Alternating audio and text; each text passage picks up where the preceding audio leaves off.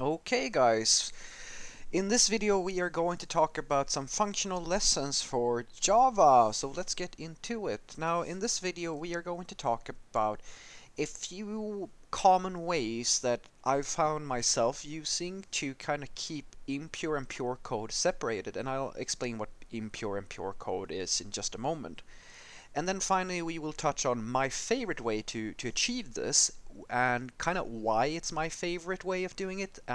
This is of course highly subjective, your preferences may vary, but let's get into it. So first and foremost, just a few notes.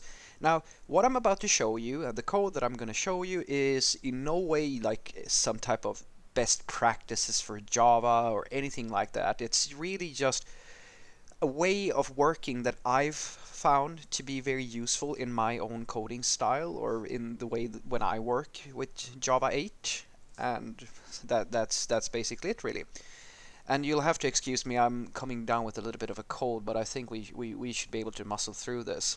So let's talking first and foremost about this idea of pure and impure. So in functional programming, the biggest, I would say, idea to kind of grasp is the idea of pure versus impure. So a pure function is a function that will always behave the same way regardless of what you do with it. So for any given input, it's always going to return in every single situation the same output.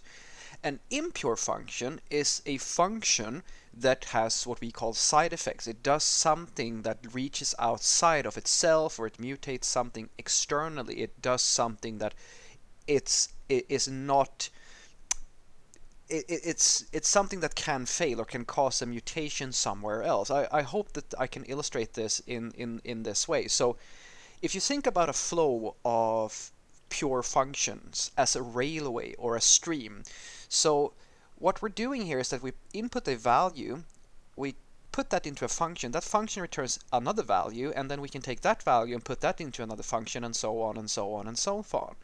And if our functions are all pure, nothing unexpected can happen, because it's just pure logic.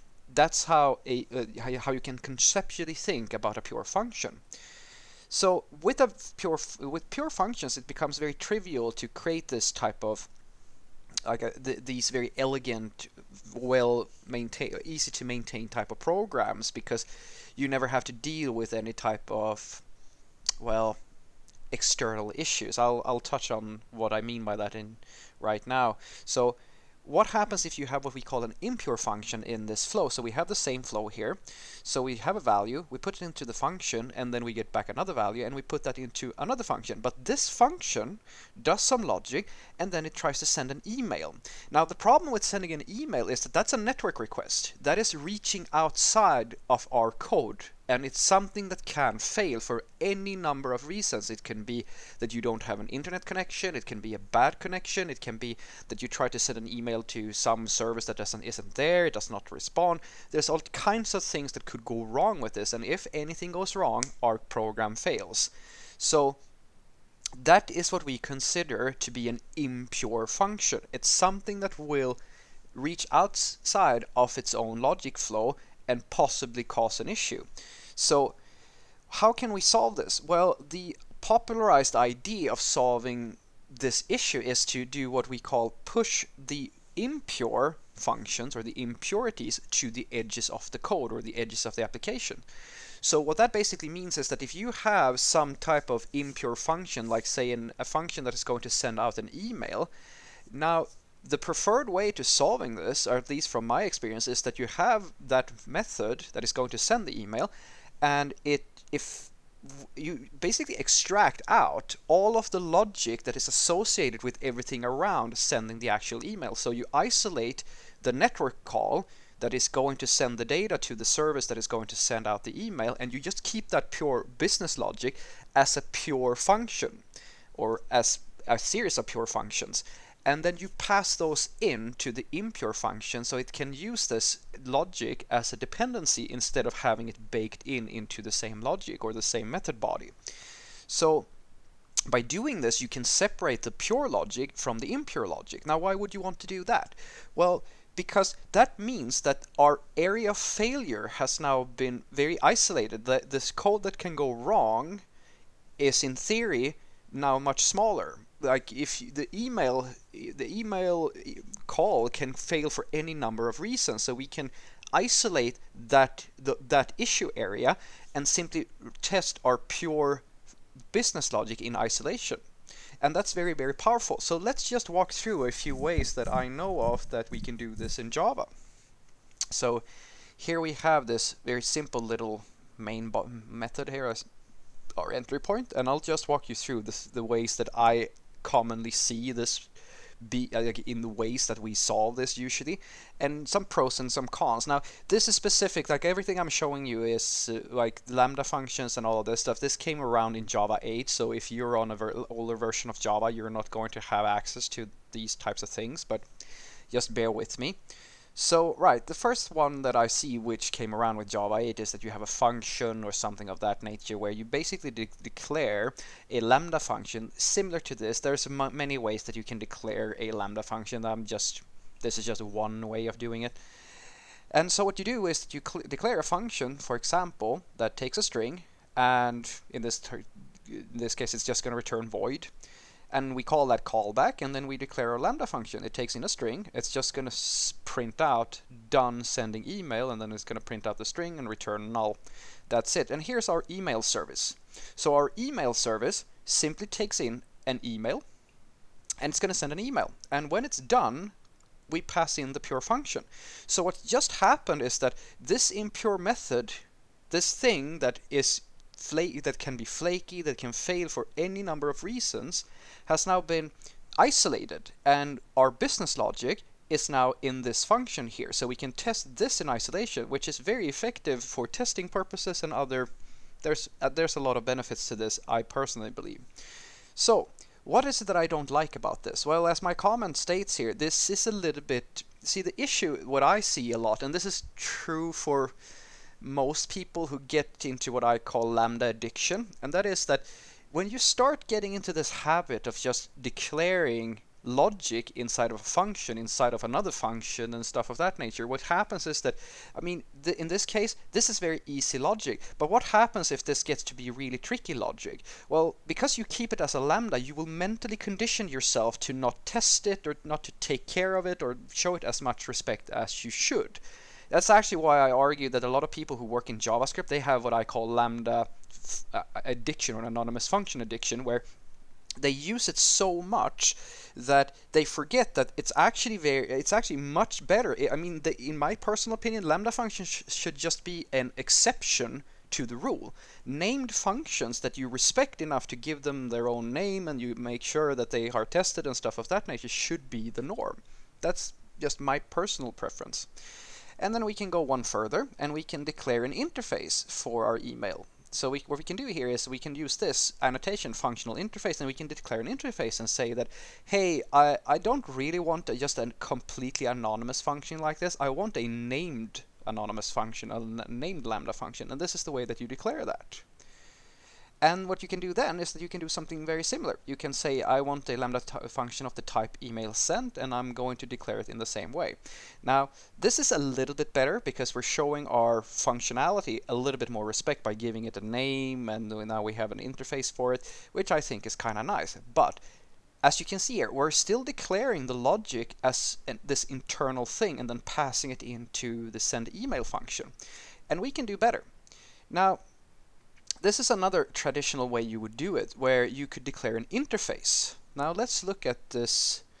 Let's just have a look at this interface here. I think it's here, right? Yeah. So what we can do is that we can declare an interface, and we simply say that, hey, we have some method start and some method done, and then it takes a string of email and it's going to do something with that interface. Now, what's happening here is that I have declared an internal class, or an internal implementation, basically, in my method here. So what basically happens now is that I have to virtually declare all of my logic as an internal object, or an object that is being instantiated and directly passed into my method send email. Now, this is the old way. You did, like, before Java 8 how you kind of did lambda without really, it's not really lambda functions, but this is the way it used to work before this much, in my opinion, much nicer syntax that you have up here. And I am not a fan of this, and I think that most Java developers will agree with me that this isn't so nice. I mean, especially if you have more than one method, as you can see here, declared on your interface. Now, the benefit here is that when you're passing, because what you're in essence doing, you're not passing in a function anymore. You're passing in an interface that that creates this anonymous object, if you will, that you can have multiple methods. So that's a benefit. As you can see, we can have a done callback, and we can have a start callback, and we can just extend and extend. Now, I I think that this is a little bit too verbose, even though it's a little bit more in theory powerful. There are pros and cons, and I will talk about those in just a moment. I hope that the next example will make things a little bit more clear. And then we have the traditional way of how we extract logic by simply stating, hey, we have this send email interface we saw earlier, and then we actually have an implementation class where we implement send email, and then we actually just the thing that you saw earlier, this thing here, these two methods are equivalent. It's just that to me this is a little bit easier to maintain, a little bit cleaner, because now we have an actual implementation class. We can actually unit test this. It's not embedded into other logic. It's fairly isolated, and isolation is a good thing in programming.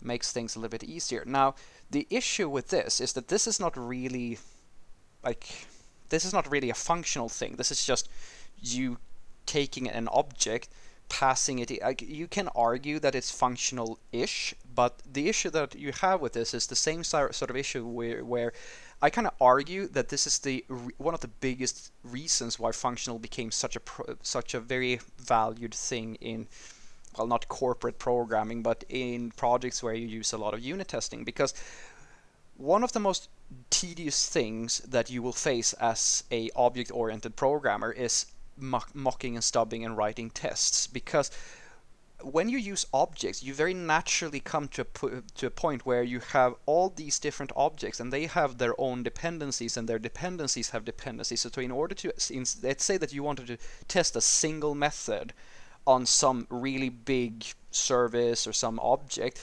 you might find that you might have to write a really large amount of boilerplate code and stub and mock and do all kinds of tedious work just to try one single method, or have access to one single method.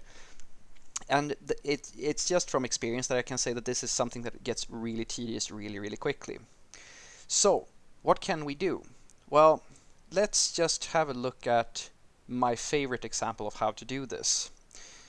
So this is my personal favorite way of creating this isolation. So what I will do is that I will create a lambda function as a final value. I'll show you all this code in just a moment.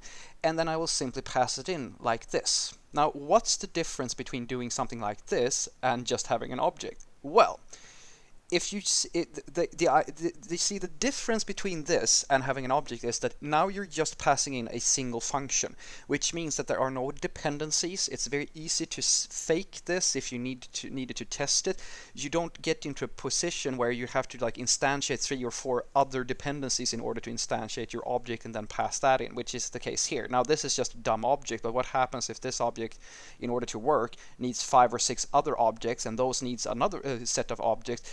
It kind of cascades on you. This becomes very simple, because now we're simply passing a single function, and that's the end of it. So what's the difference between this and doing this thing here? Well, it's equivalent.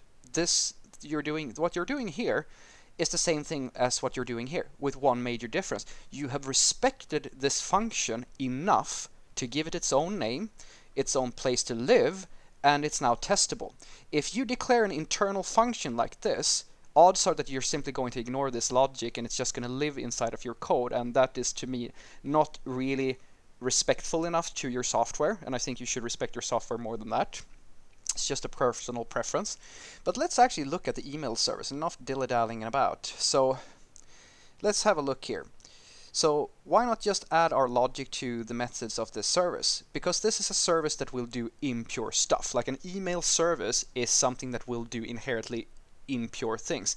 So by separating and simply passing in the business logic that is going to take place after we've sent the email, we can actually isolate, as I said earlier, we can isolate that logic and test that logic very easily, and then we don't have to pay so much attention to the actual network call or the actual sending of the email.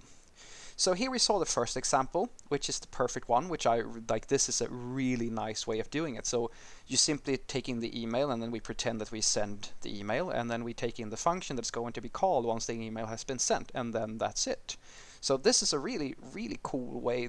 As I said, I really like this approach. It's just that my problem comes with the actual what's happening from the caller's perspective. Because if you don't take care of your Lambda function, you'll get other types of issues, right? And then we have the other one, which we saw earlier, where you basically just pass in an interface, an object. This is the traditional way. This is the way that I will do it in like Java 8, basically. And then you basically have you have an object with these callback methods that you can call once the logic has been executed, or the actual email has been sent. Now, if you are not on Java 8, this is the way I would do it personally. It still doesn't. It's not as nice as if you use Lambda functions, but it is still pretty nice. And then finally we have this where you pass in the email sent Lambda interface, and then you simply call the method with email, this is arguably maybe a little bit nicer than the thing up here, but I think it's fairly. It almost. I mean, there is a value, but I don't really have a personal preference here, and this is just my personal opinion, right? But let's look at the magical send email functions class here. So this is how I like to do it. This is what you're seeing here in the last example, where we're basically just checking the done function. So what I've done is that I've declared a public static final function, and this is now a value. And then it simply refers to this Lambda function. That's it. So what happens here is that now I have the ability to simply pass in this function, and I can test it.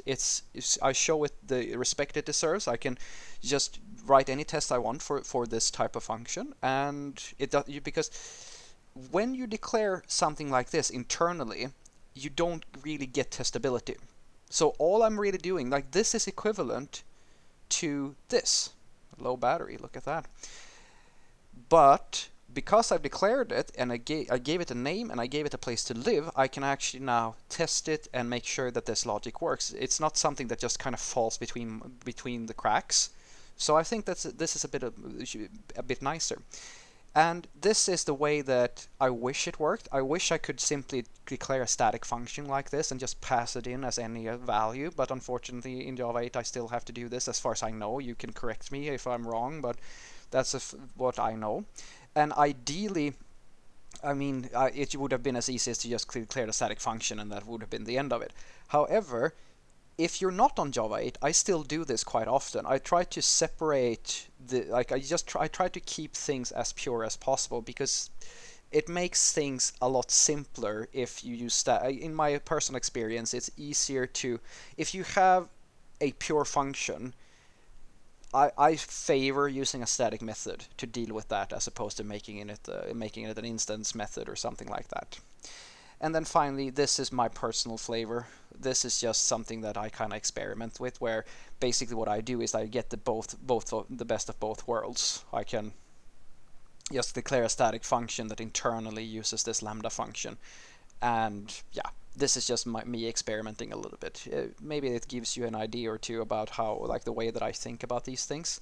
So yeah, these are the ways that I most commonly see this, as I said, this conversion between the separation that is taking place. And that's what I want you to take away from this little video of mine, that the focus here is to have that mindset that, okay, here I have something impure, like a network call or something like that. I'll move that out, put it in isolation, and then I will put all the logic that is tied into doing that thing in its own bucket or its own place, and then I can just plug them together to create my entire method. But I never mix them. I never ever mix them. Okay? Good. Have a great day.